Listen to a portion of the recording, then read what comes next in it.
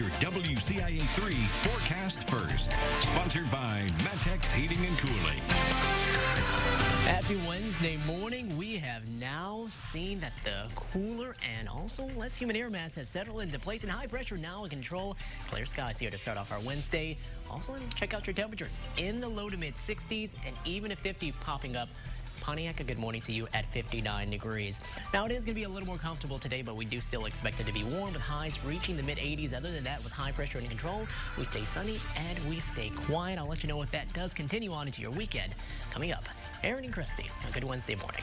Good Wednesday morning, Adam, and good morning to you, Central Illinois. I'm Aaron Eads. And I'm Christy Batista. What are you having for breakfast this morning? Is it pancake and sausage on a stick? Pigs in a blanket? Pigs in a blanket? That's the debate we're having this morning. You've been arguing about this all morning. Let us know on Facebook what you call it. It's probably pigs in a It's blanket. probably pancake and sausage on a stick. Thanks for joining us this morning. Here's a look at your top headlines. A 4-month-old is recovering in the hospital this morning, and now his father is in custody. Why he wasn't the only child taken from the home. It's a major setback for One Future Wind Farm. Why the company responsible for construction says it could be a loss for the county.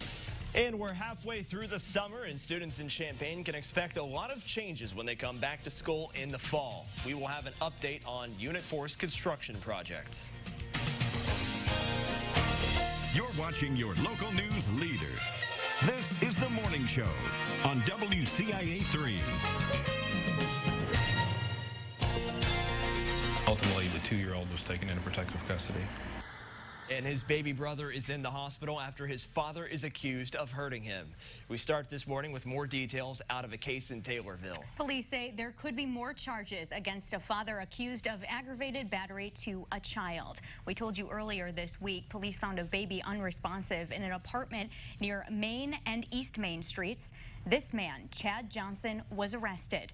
When officers were called there, they found his 2 children. One is about 4 months old. He had a fractured skull and some bleeding on the brain. He was sent to the hospital in Springfield for treatment, and the other child was about 2 years old, and he was taken into protective custody. Police tell us the mother of the children is believed to have been at work when the arrest happened. She was questioned, but she was not arrested. Now, this is not the only offense against Johnson. He also had an outstanding warrant for larceny and an order of protection in place against him. 2 Decatur police officers are recovering from minor injuries after they say a driver on their phone hit their squad car. It happened on North 22nd and US 36 in Decatur. Police say the driver of a pickup truck ran a red light and then hit their car at the intersection.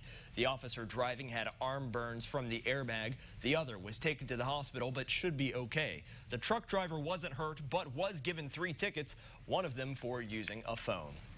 Recent rain and hot temperatures have led to a West Nile warning in Ford County. The Public Health Department wants you to be aware of mosquito activity. They think the weather might be bringing out more of them, and 1 in 5 people infected with West Nile will develop symptoms. People over 50 and those with certain medical conditions are more at risk. And we have a follow-up out of Douglas County now, where plans for a wind farm there are hitting a roadblock. Newman Township has voted to create a zoning ordinance that would create stricter rules for their land. EDP Renewable Energy plans to transform much of Newman Township into a wind farm for more than a year. They've been planning under the Douglas County zoning ordinance, but many don't want to see this happen. EDP says this new ordinance will only hurt the county in the long run. In property taxes to serve the local school, the local fire district, the library, and other important public services in this community. The Newman Township Board will appoint 5 zoning commissioners who will write the ordinance and present the plan to the City Council for approval. They'll be making a similar zoning decision at their meeting next week. Now let's take a look at some of the front page newspaper headlines from across Central Illinois. From the Decatur Herald in review, another battle over wind farms is taking place in Central Illinois. Tradewin Energy is the developer of a proposed wind farm that would span from Waynesville to Wapella. Several residents who oppose the wind farm plan to speak at the Zoning Board of Appeals meeting. Meanwhile, a developer for Tradewin Energy hopes the project can be up and running within the next few years. Also out of Decatur, 2 former employees have filed a federal lawsuit against Macon County and State's Attorney Jay Scott. The 2 allege they were wrongfully terminated after reporting misconduct. Robin Lewis and Leah Cohn say they were let go in July of 2016 after reporting that employees were working on Scott's re-election campaign during office hours. County officials cite budget cuts as the reason for the terminations. This is the second legal action taken against Scott in the last 2 months. And a coach in the Effingham School District will be staying on the field this school year after officials were thinking of letting him go. Coach Rod Wetop has been a baseball and basketball coach in the district for about 25 years. This announcement follows a campaign put together by colleagues and students over the past few weeks, all to try to convince the school board to let him continue coaching. Wetop helped start the local chapter of the Fellowship of Christian Athletes. Hundreds of kids attended camp this year. Wetop says he's grateful to those who've pushed for him to keep his job. This is the only thing I know. This is what I've done, and it was hurtful. And, you know, and then the outpouring of people in the community, I didn't expect that at all. So that's been phenomenal. Wetop is also a teacher in the district, so even if he was let go from his coaching positions, he still would have been employed by the school. Continuing our coverage on the Burnham Mansion's move, the mansion could still come down if the new owner doesn't move it in time. Chris Enck now has until July 23rd to show proof of purchase for the building. He needed more time because the lot he's moving the home to isn't finalized until after the original deadline. The mansion has to be moved by August 10th. If that deadline isn't met, the school board says the house will have to come down so they can move forward with Central High School's expansion. In Champaign, students are already seeing a lot of changes even before they head back to the classroom this fall. We're going to be giving you updates on all of the projects on that list. WCIA 3's Emily Braun is live in the newsroom now. So Emily, give us the scoop. Call Champaign Central High School, Centennial High, Dr. Howard, Edison Middle, Tommy Stewart Field, Spalding Park, International Prep Academy, and Southside are all on that list. So first, we're going to start with Central. So as we told you, the school district gave the buyer of the Burnham Mansion, Chris Enck, more time to move it. So I asked the school board president how that affects their construction plans. That means the main phase of demolition in that area has to wait until that move is done by August 10th. And shortly after that, the houses and other properties in that area will come down so expansion construction can start. Centennial, though, is a little bit of a different story. Not a lot of demolition needs to happen there, but it's a little later on the school board's agenda. Site prep work is going to start this summer, and then you're going to see that groundbreaking on their construction toward the start of 2019. But right behind Centennial, there's a lot going on at Tommy Stewart Field.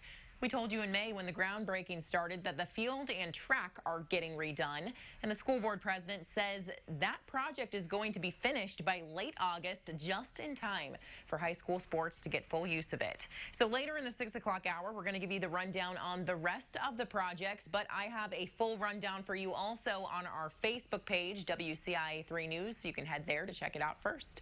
Live in the newsroom, Emily Braun, WCIA 3, your local news leader. All right, Emily, thanks for that update. We appreciate it. And soon, burning leaves and branches outside will be illegal in Paxton. Council members voted to ban it. You can still burn cardboard, paper, and untreated wood, but the city put a ban on burning leaves because they say it's a community health hazard. The mayor says they're not yet sure when the new law will go into effect. New for you this morning, a clean energy program in Champaign County is celebrating a milestone achievement. Solar Urbana-Champaign 3.0 has announced it reached its first program goal of 50 kilowatts of solar energy provided. there will now be a price break for everyone who signs up through the program. You have until September 30th to sign up and get the discount. For more information, go to our website, IllinoisHomepage.net. It was actually surprisingly cooler than I thought this morning. What are we going to be expecting throughout the day? Yeah, we did have that front move through the day yesterday. We had a little bit of rain with it, but I mean, hey, you wake up this morning, you're like, good looking. How are you? Are you going to be sticking around for a while? Well, I'll let you know. We hope so. What her answer was to me when we get back.